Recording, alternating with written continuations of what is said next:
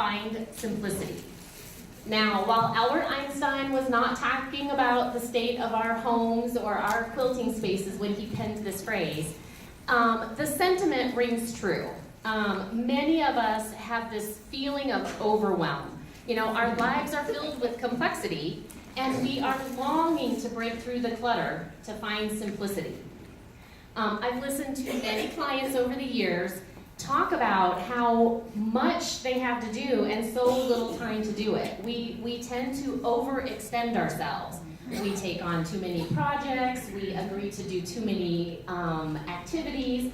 Suddenly we're out of time, and we're not taking the time to take care of ourselves or to do the things that we love to do. And for you, that's creating these beautiful quilts. So you dream of finished quilts, you know, hanging on your walls, lying across your beds, draped across your kids' laps. Well, that dream can be a reality just by simplifying and organizing your lives. My goal tonight is to talk to you about organization, achieving simplicity, improving habits, and sharing some good storage ideas for your quilting spaces.